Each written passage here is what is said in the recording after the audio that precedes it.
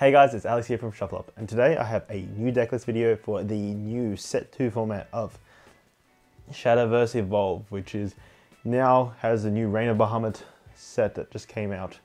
And we have a new updated list for Swordcraft, so let's go straight into this decklist and talk about what's changed, what's the new big bad boss of the format, and how you guys can play this most effectively, and how can you play against it if you're on the receiving end of this. So let's talk about the new Swordcraft build. We're starting off with our leader. Your leader's token, you don't need to actually have a good leader. It's just there for aesthetic purposes. But let's go into the actual deck list now and talk about why we play all the cards and why we play them at the numbers they are. We'll start off with the Quick Blader. Quick Blader is your 1-drop with Storm. It becomes your 4-drop with Storm later on, and I'll explain that a bit more later when we get to your new big bad boss, which is Leonidas. We don't play his Evolved in this current build, but most builds will play it. This is a very early build of this Swordcraft that's kind of made to both do well into Control and Ramp Dragon, as well as the rush from Abysscraft that people will be trialing at the beginning, until everyone realizes that the best deck is Swordcraft and play around that. I'm very biased when it comes to Swordcraft, so we play the free Quick Leaders. We play your free Maid Leaders. So Maid Leader, very strong going into this format. Will be a very important searcher card, and we do play one of the Maid Leader searcher in this deck. I will probably change this around in the future to be 2 Maid Leader Evolved, because this ends up being your best searcher and you could use this multiple times. So, but right now we only play one of the Evolved counterpart for Maid Leader. She's basically a turn 1 play, and then the turn after you can use her to search any card in your deck that is that has an Evolve symbol on it. So your Otohimes, your Leonidases, and your Alberts as well, which become very integral. We play free Bellringer Angel. This is to stop the Abysscraft from doing what Abysscraft does best, which is go hard at face. And we play one of the Bellringer Angel and Evolve, because a lot of people don't know this, but because of the ability to choose whether you're going to ward or not, you don't actually always have to put in ward. Usually if you play this turn 1 against an Abysscraft aggro, you want to keep this not warded, so they can't attack into it. So if you're going first, you play this, they attack into you directly, or they play their 1-drop, and then you play this the turn after.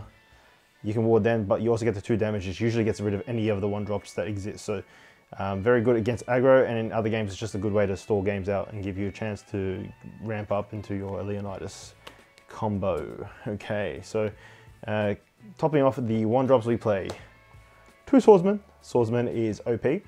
At the end of the, once people start realizing how powerful Leonidas is, they'll stop allowing you to trade your Leonidas with their ward characters. They'll start keeping their wards up. They'll do anything in their power to stop you from getting the Leonidas token after it leaves the battlefield. And so Swordsman allows you to actually tap down your opponent's card, so you can actually attack into them with Leonidas, trading your Leonidas and being able to get the token that Leonidas, because at the end of the day, you actually want Leonidas to either stay on a board as a threat or die and leave you with the Leonidas token. We'll talk about that more in the future, but that's our 1-drops. Let's go into our 2-drops now. We don't play that too many 2-drops. Latham, Vanguard Captain, your best 2-drop still for a stat line, 2-drop with a free attack and defense. It's very good, and when you combat this later on into the game with your Leonidas, it becomes a 6/6 for 2, which is insane. There is another card that I am not playing right now in this current build, which is able to on summon bring out a 3 cost or less follower from your hand. That card will be in a future build when people start changing up their builds for a more defined meta, but I'll bring that out a bit later. So for now, we're only playing the free 2-drops and the Gunner Maid Sarahs, which allows you to search your deck for a Princess follower. This will be swapped out in the future for a different card, which is the one I spoke about, that allows you to play another card from hand for free. But for now, we're playing this because in this build, we're currently trying our best to get to a few different princesses that are very powerful and give us control of the board. So very good against Abysscraft. So I'll show you those princesses later, but yes, basically on play, search your deck for any princess follower, reveal it, and add it to your hand. We might keep this as well. because it searches for that one card as well that does the sneak a free drop or less onto the board. But for now, we haven't decided what we're going to do in the future of the format. Floral Fencer, best card for Swordcraft in general. Just always ends up being played. We play the 2 evolved versions of it. When it evolves, it puts a knight token and officer token onto the board. Really good way of just stacking the board up. And with the Leonidas Anthem on the field, you'll be putting on massive tokens, which is amazing. We also play, for our free drops, free Gemstaff Commander. Search any follower in your deck that is a basically a Swordcraft, which is so good, and add it to your hand. So very powerful as well with the stat line of free 2, but so good because it also searches your card. You end up having so many cards in hand playing this deck. It's insane. Novice Trooper, it's an officer that can be searched with Avant Gardener and is very strong and has Storm. So you'll be using it to usually go and swing in for game as well at the end once you have your Leonidas Anthem on the field. For 4 drops, we are playing the 1 searchable Sea Queen Otohime. She is a princess, so she's searchable by the Gun Hand Maiden, Gunner Maid Saria. And this makes her just like a one-off is fine. We only play this right now in this early part of the format because we are able to counter Abysscraft when we do see her. Being able to play the 3 or 4 bodyguards can actually slow the game enough that you can take control, get rid of the gas, and clean up the game. We don't play it in the future though because people will stop playing Abysscraft eventually. But we do play 1 Albert. It is a commander. It's not searchable except for by the Maid Leader and the Gemstaff Commander. So it's a very good game finisher. I might bump this up to 2 just because it's won me so many games today in playtesting. And it's evolved for free, which is pretty expensive. But if you're on a 7-drop turn and you've already got your Leonidas set up for the turn after, or if you play this after your Leonidas Anthem has been established, it comes down as a 6/6 and it can swing. If, on Evolve, it can actually, and let me get the Evolve card as well over here.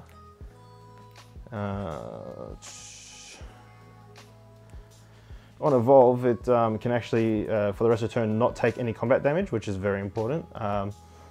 And that means it can be used to get rid of a monster on the field without hurting itself. And then at the same time, it can actually restand itself and swing twice. So with the Anthem on board, this does not actually seem like too much of a bad investment because you'll be swinging for 6 2 times. That's 12 damage from 1 card, and it takes no damage, so it stays on the board for next turn. If your opponent can't deal with it, it's a sticky, hard to deal with game finisher as well. We play 1 Erd. Erd is still really good to, actually, I think we play 2 Erd. Yeah, sorry about that. Play 2 Erd here because Erd is still really good at countering any kind of ramp aggro deck that still plays Aurelia. So that way you can deny ramp, but it also allows you to get rid of pesky big monsters or Anthem monsters that need to be removed without causing them to trigger their leaving the battlefield effect. So against the mirror match, this Erd is killer. Just Leonidas, send it to EX, so they're ready. One of the evolutions are gone, and then just banish it. It's no longer a threat. You don't have to worry about the Anthem. So very good in the mirror match. I didn't see as many mirror matches as I wanted today, but it was still fun to play the card and have it there as a utility just in case. Avant Blader at 3. Max out on these. I've only got 1 evolution because I feel like all you need is 1. But at this point, I might change my deck when the format settles to make sure that there's 2 of these maybe in the Evolve deck. I'll try my best, but it's really tight in the Evolve deck right now. But on Evolve, this is a 5/5. Search your deck for up to 2 officer followers, reveal them and add them to your hand. I usually go for the Storm free drop and the Floral Fencer. Those are really good officers, but there's so many officers in your deck that can be so useful at different times. So this is a good searcher, and it's a 5/5 body. That line is huge and hard to deal with. So can end up really causing havoc for your opponent. So really good card to have. And then we play the 2 Aurelia Regal Sabers. She's a princess that can be searched by Syria, and then come on the field with +2/+2 if your opponent has too many creatures, with Aura, Ward, Assail, Rush, all the keywords. And if you have your Leonidas token as well, this ends up being massive, like 10 drop, I think, 6+3, it's 9 drop that comes down and just wreaks havoc on the opponents with so much health as well. Oh, this does a lot of work. You definitely play it 2. And then another 5 drop that allows us to control the board and do some cool things is Dark Angel Olivia. one of the key cards from the second set. She is a beast. She's up to 2 of the following effects, which is 1, you can gain an evolution point. If you went first and you don't get evolution points, this can be very good. I've used this to get into Leonidas earlier. And then also give your leader +3, good when you're going against rush, so you can give yourself that extra HP, so it makes it harder for your opponent to win. And then also we have the other options, drawing a card and discarding a card from your opponent's hand, which can be very good in some circumstances, but usually most of the time I'm just gaining an evolution point and drawing a card, or if I'm against aggro, I'll gain the evolution point and then get some life for my leader. Very, very, very versatile. We love Dark Angel Olivia. Whew. Much better than the set 1 Olivia. All right, moving on, we play the one, the only, the beast. Actually, I'm missing... Oh, I forgot to talk about Evolve Otohime.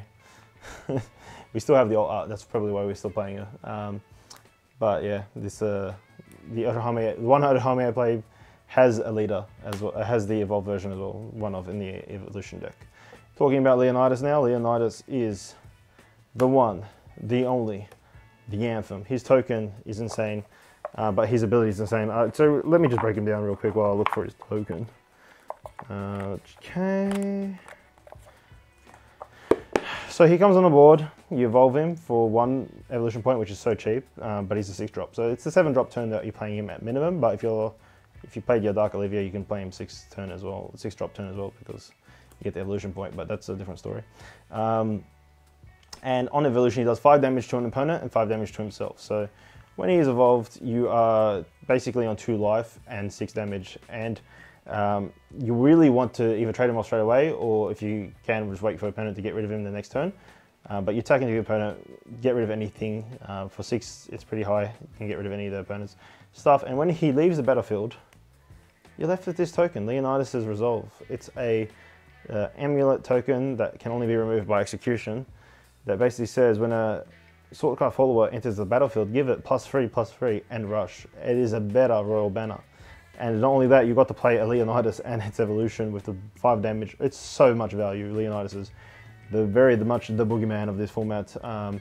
Be scared whenever you see your opponent play this, because it is strong. And we played the full 3 of in the main, and then two of the evolutions. So definitely must play if you're playing Swordcraft this set, because of its ability to just wreak havoc, leave the battlefield like a legend, leaving his resolve, so the other gladiators feel the morale increase. And we play the 1 Alexander. Alexander is an amazing game finisher. Russian as hell, so you can get rid of the pesky things, which I've used him for many times.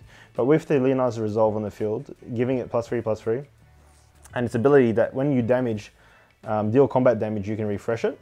Once per turn, I believe that is. It doesn't say whether during your turn, whenever this follower deals combat damage, we'll refresh it. It's only once per turn, so you can basically restand him and attack him after doing combat damage, and that's all you need to win, really. And you know we're not going to end this video without a bit of gameplay, and this time around I will be doing gameplay from my actual locals. This right now is a Swordcraft mirror. I luckily get the priority on the dice roll, which means I'll be opting to go first, as you really want to do in almost every deck in this set 2 format. Pretty okay opening hand. Those 2 quick bladers mean I get to put early pressure, and when you're going first, you want to get your opponent behind as fast as possible. So we will be dropping the quick blader down as soon as we get the points to play it, and swinging in for 1. He has a semi-decent hand as well. He plays his maid leader down, and I get to play a quick blader that was already in my hand, +1 I got off the top, swinging in for 3 this turn. Now he's 4 health down. That's actually pretty damn strong of a start, so it's going to be hard for him. He has to decide whether to apply pressure or evolve the maid leader and get a search to try and maybe win back the mid game. He goes for the evo point and 1 of his play points so he can evolve into maid leader, and he's searching out the quick blader so he can apply pressure with his quick blader as well. He'll probably play and then swing in to get at least 1 of my quick bladers off the board. Then he'll attack with the maid leader to get the other quick blader off the board. And, you know, that's pretty good. He's now having to deal with my board, so I'm feeling okay now. I play my Maid Leader and try and set up my hand for a mid-range combo now, so I kind of have to decide between either getting a combo piece or maybe getting a... yeah, Floral Fencer in this situation seems good. I do have a Leonidas in hand already, which is pretty decent, so I know that I don't need to grab Leonidas, and then I'll just trade the Maid Leaders so that way he has nothing left on the board, and then I'll swing one in with the Quick Blader, applying more pressure, bringing him down to 15. He's 5 points behind me. He has to play the catch-up game while I'm still putting on that pressure. He plays his Floral Fencer first. That's pretty good for him. It allows him to put 3 bodies on the board. That's actually really good because you want to do that, and then he'll trade in. Taking off my Quick Blader and taking 1 damage onto his Floral Fencer. I'll reciprocate with a similar play for either point turn, getting into the Floral Fencer and dropping the 2 bodies on the board. And I just trade the Fencer because at this point I am in the lead. This is this kind of Swordcraft deck is more about the mid-range to late game tempo. So we can actually just cruise on by just knowing that we have equalized the board here and made it so that way we also have the similar numbers to him, and not allowing him to get any chance to apply any pressure back to us. Swordcraft mirrors are going to be very, very interesting in this set, and I do have to say going first in this matchup is very much the preference. Being able to apply pressure early on, keeping those hands that are lower to the ground to make your opponent have to play catch up and going from behind. So now he's attacking face with his bodies. He's getting summer pressure on, which is good from his perspective, but Event Blader, which is a very good play. So we draw for turn.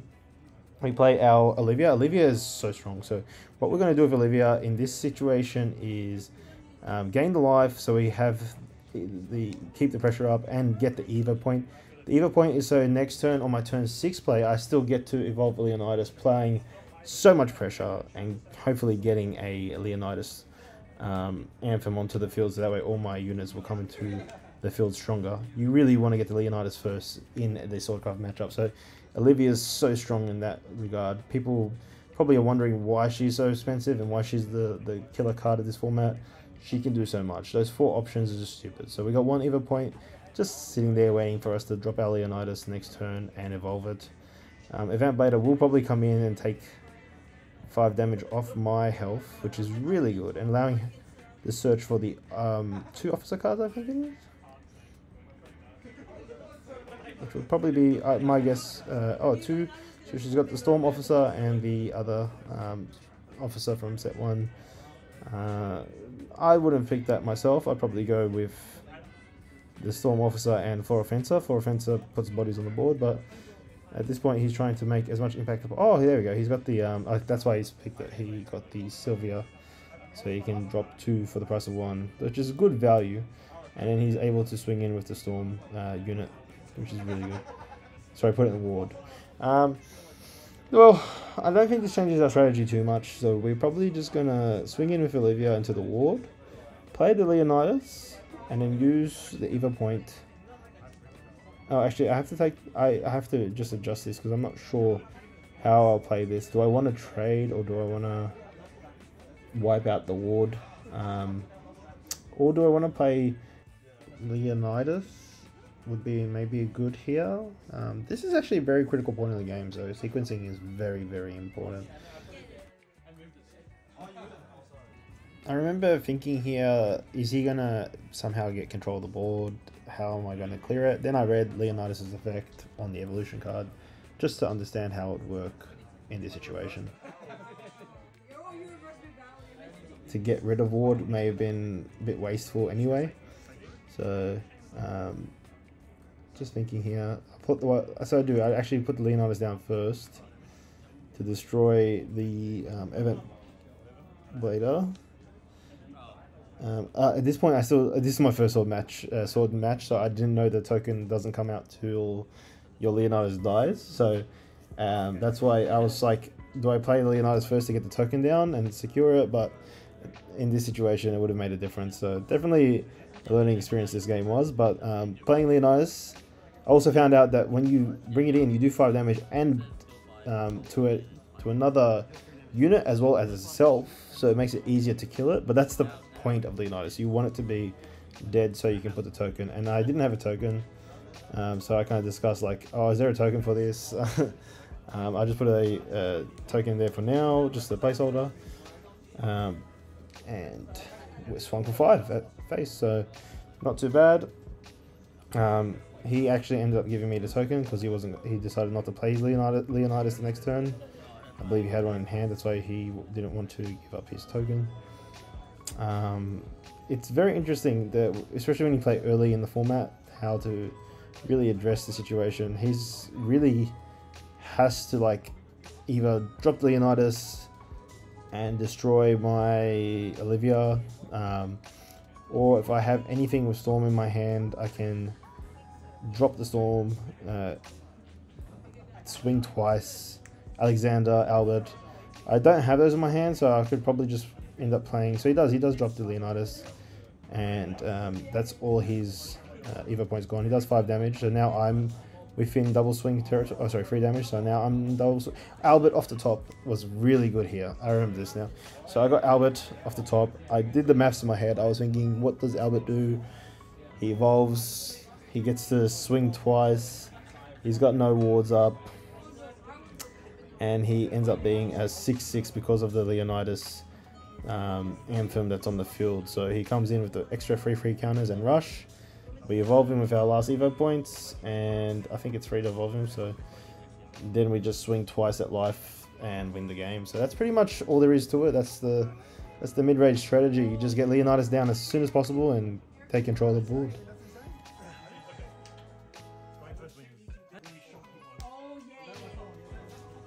Alright, so for this game, I wasn't able to record the first part, but moving forward, I was able to notice that I was recording, so I started recording around turn 5. My opponent is playing Discard Dragon, which has ramped twice already, so it's looking pretty bad. He's starting to apply pressure, get rid of my Quick Blader.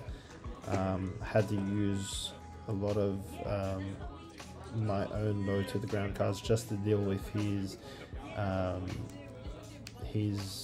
smaller units, so I have done literally no damage, which was usually, as a Swordcraft player, that's like where you don't want to be, but in this case it's kind of feeling alright because we have Leonidas, so it makes things kind of much better. Here I'm really thinking I have a really good hand, and one thing about mid-range Swordcraft is your hand is always being reloaded with all your cards that are able to search. So I'll play the Quick Blader, use Maid Leader and Quick Blader to clear out his Dragon Warrior. Still has his discard amulet on the field, which is going to keep pinging me for 2 damage every time he discards for the rest of the game. It's very annoying, but super awesome.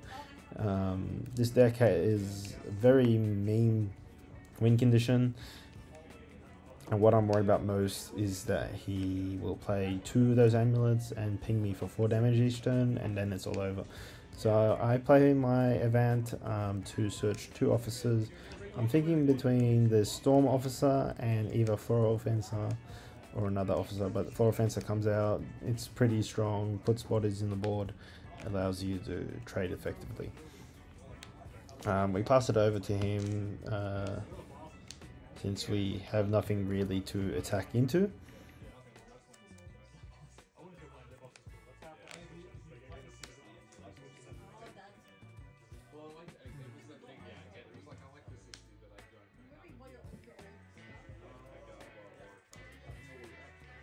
Our opponent plays the Shenlong. He's going for the draw and discard, triggers the ping, which is pretty good, and allows him to ward up. So, ooh, Trail of Light. I think it's Trail of Light. Well, that's so good. Discarding that to draw an extra card. His hand is thick. So, oh, and then he goes into the Bane Oh, we don't even get to use our 5/5/5 to even do any damage. This is painful. See if he wards up. Oh yeah, he'll ping me for 2 with the discard effect. Leonidas off the top. Feels good. Doing 5 damage, clearing the Shanlong, leaving this at 2. We want him to attack into it, or perhaps leave a ward up that we can attack into, or do some damage on it. We really want him to turn it into the token, because our hand is ready right now to drop some Floral Fencers, some cards that apply pressure.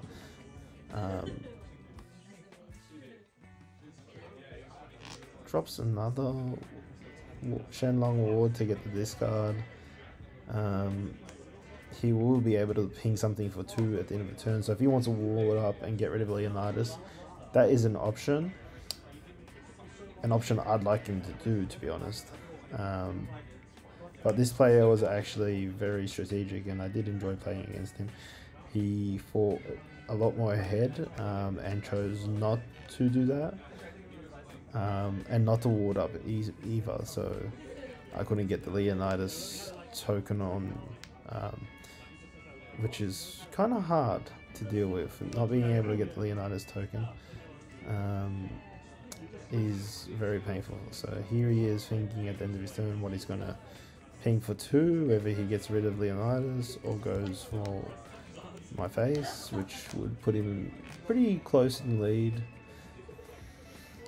He does choose to evolve Shenlong, getting 5 life. That's huge. Like, makes it much harder for me to get him within a lethal range. And I'm thinking at this point he might just go for Leonidas, but he did in fact just go for face, putting the distance between our life points is even greater. So here we are, 16 to 25. I draw into Alexander. That's like awesome. At the time, I don't think I read Alexander properly and realized, so I can't attack into the ward, which is annoying me. But I read Alexander and it has a sail. So we play it, even though we don't get the benefit of the Leonidas Anthem, and we get to swing at the Shenlong.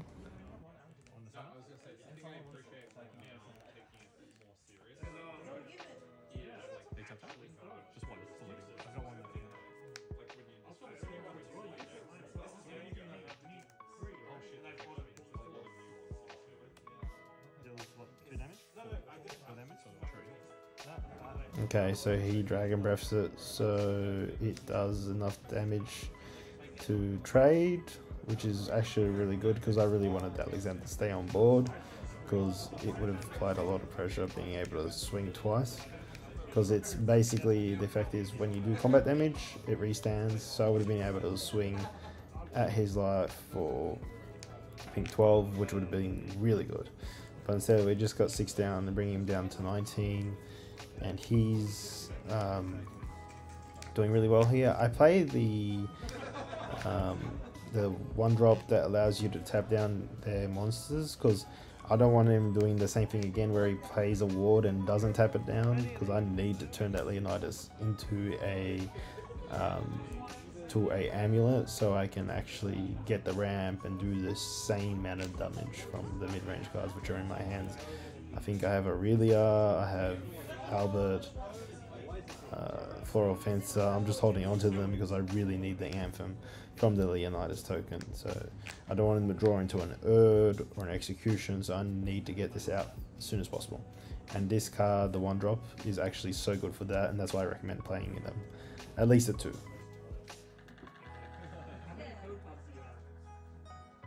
Man, the luck of my opponent being able to draw into 3 Shenlongs is insane, but then again his hand is thick, so it was kind of expected that he'd have at least I don't know, 5 wards in the hand. He discards, so he gets the ping, and I think he'll probably try and ping my 1-drop because if he does, it does allow me to stop me from tapping down his Shenlong and trading it with my Leonidas.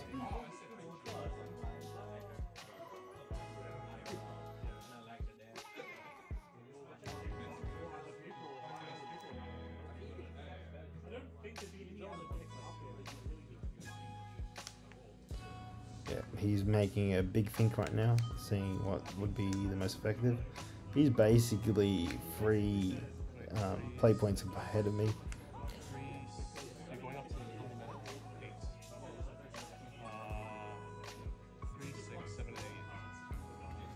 Drops the other ward, and now it's massively boosted as a 6/7.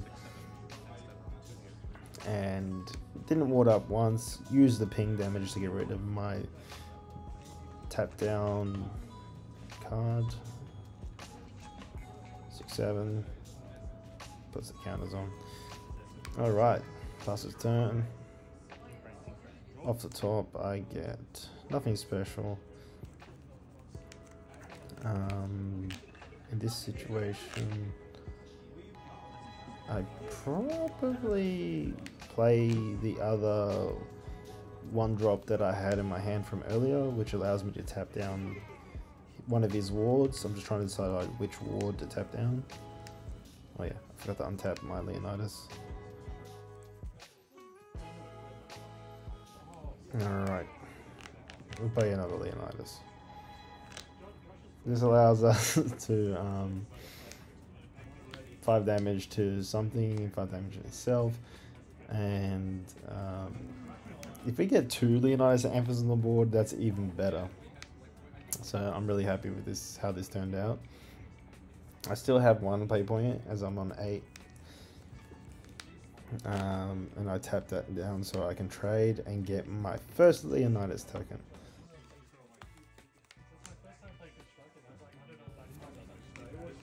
And there we go. Now, any unit I play from now on will get +3/+3, and rush on play, which is game changing. And I didn't even need to use my 1-drop to tap down any of these wards. This is me just asking if I can play multiple of these.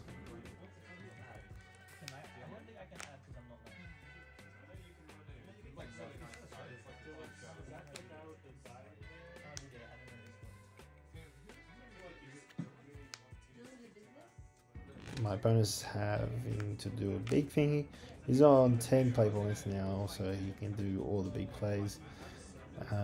He has to decide whether rushing me down is the right way, trying to do more damage than me, or clear the board. It's very hard from this position.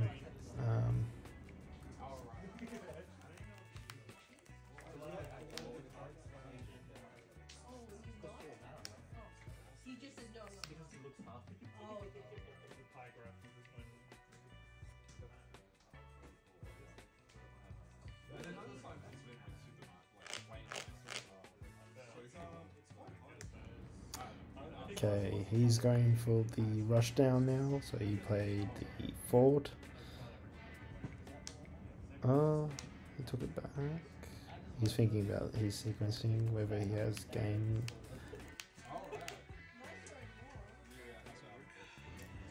I definitely have really good hand at this stage. I believe I have Olivia, an Albert.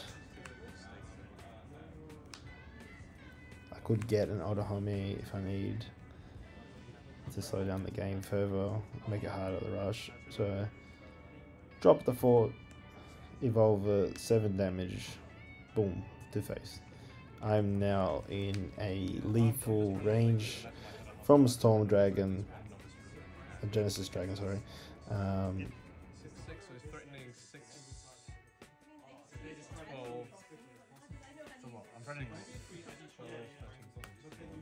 So he's trying to think now what to do with the discard. I believe he's going to play his second discard amulet so he can do 4 damage, which is actually pretty good of a strategy.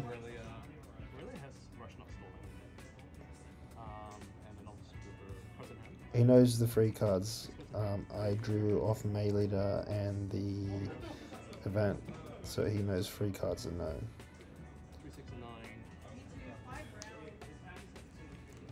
He knows I have one Storm Officer,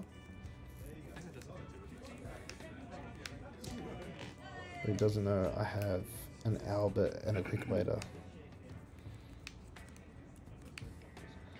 So he may be assessing that he might have another turn if he kills my Leonidas. Yeah, that's why I'm like trying to like minimize the damage and set myself up for the following turn.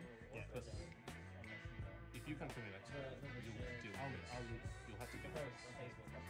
So I'm trying to. Okay. But then you probably play a Storm card. Yeah, I'm like. Well, I'll do this. Play second Amulet, discards a card, which he didn't need to do because he already discarded that turn. Actually, no. Sorry? That was his first discard. This discard So that was, I was on is not required. So I'm tapping this, getting rid But he wants to play this anyway, so I think the discard is mandatory. Not sure if it is. You already discarded once to defend. Oh, you have to trigger the new one. Yeah. No. Oh, yeah. No. Wait, does this persist? So if, for example, you play this after your first discard, would it still trigger the second one? It will trigger second one. I've just realized that, but I need this on the field anyway, regardless, so that's fine. I'm just playing up my hands. So 2 triggers. So he's able to do 4 damage. He does it to Leonidas and the other card. I do get another Leonidas token, which is sold right now. So I'll just put a 2. Can you kill me now, or do you have to stabilize it? I'm pretty sure I'll trigger it now. Oh, really? Shit. So I drop Oh, fuck. Fuck Albert. Albert, So, doing attacking for 9. 9 because it gets +3 +3 twice. 9 twice is Yeah. 9 times, So Albert plus and Quick Waiter gets that extra 4 damage I need. What extra 1 damage even. Because it's turn 9 for me, right? Yes. Nah, this is stupid. Okay, so what one left? So that would be 7. That would be 7. Yes. No, that was Oh yeah, it comes for 7. Because 2 Leonidas tokens, amulets. No, I couldn't. No, because I had 6. Oh, you already evolved. Yeah, already evolved. Yes. Oh yeah, I asked why it didn't I thought evolve maybe if I could somehow a second thought because I Yeah, actually. stupidly forgot you can only evolve once per turn. Yeah, so that's it. Got the game and it was very close, honestly. The dragon deck is very controlling and hard to deal with. So I guess making sure the Leonidases were engaged thanks to the unit that taps down their wards was such a key play that allowed me to actually get back into the game and swing at my opponent and play that pressure and go for a game, even though they had so much control and so much ward early on. Previous videos I did for Shadowverse Evolve, I want to know if you guys want to see more of these deck lists, see more of my gameplay from live tournaments, or if you'd rather me just talk about the theory crafting and the deck list and then just not show the gameplay. It's really important for me to know what you guys want to watch. So make sure you comment down below what you guys want to see in my videos, and I'll see you guys in my next video. Okay, so this has been Alex from Shuffle Up.